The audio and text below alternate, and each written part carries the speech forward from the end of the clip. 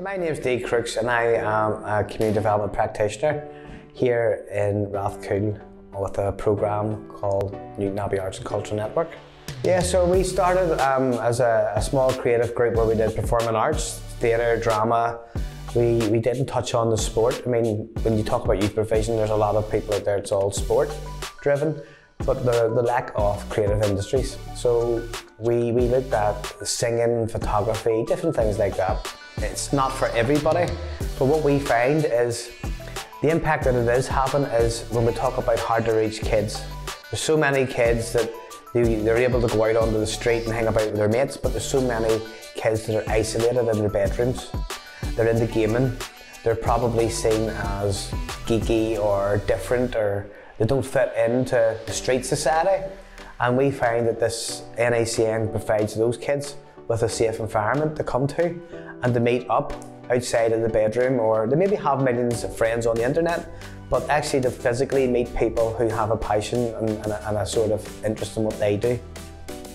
I got into community development because my son got caught up in a bit of trouble, and when I looked into the background of what he was getting involved in, there was really a lack of support coming in for young people, a lack of investment, a lack of infrastructure. So that really pushed me to, okay, if this is happening with my kid, it's obviously happening out there, and it's an area that I grew up in. I feel very passionate about the area.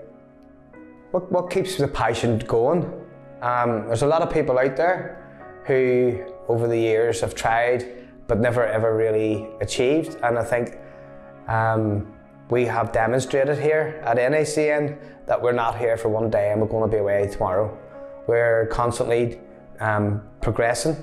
However, we're not progressing as fast as we should, but that sort of thing keeps you driving because you're always trying to prove that, look at us, don't leave us out. We are worth investing in.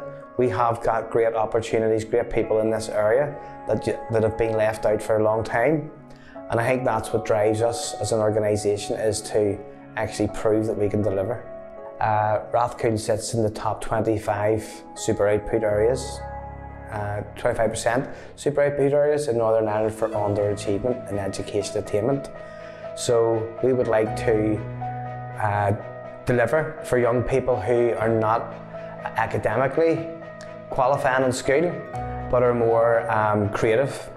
And I think we've discovered that not everyone's academic. There's a lot of creative people out there who are into the industries, and as Northern Ireland is now starting to become one of those big creative industries, and we want to have our young people ready for those jobs.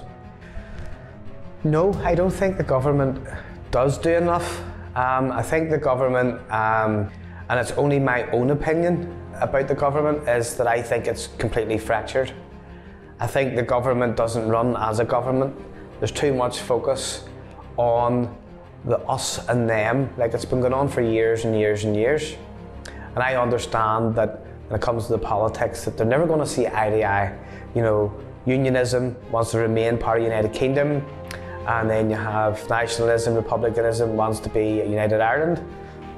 Take that all away and look at what kids are trying to do. And it's the kids that are actually falling short of all their bickering.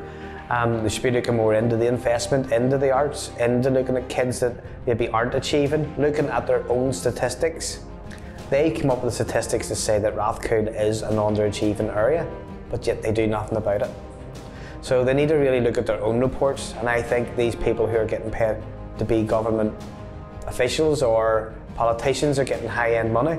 They really need to look at their own reports, and then they sit down with the people who vote them in and talk about the bread and butter issues and what is actually needed in areas to help them regenerate, revitalise and possibly regrow to come out of years of conflict that we've had here in Northern Ireland.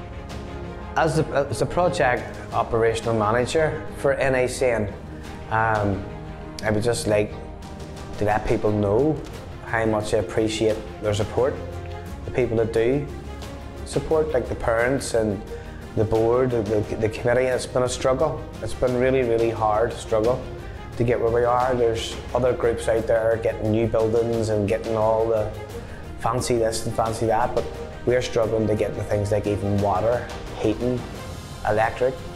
But the Department of Communities did come in, and I think they seen it more as a humanitarian sort of approach, because kids these days shouldn't be sitting with no water, no heating and dangerous electricity, and I think that sort of thing made them, so they came across with some money, but when you look around there's places getting built, big centres and different things, and an area like Rathcoole, how large it is, should be getting more investment.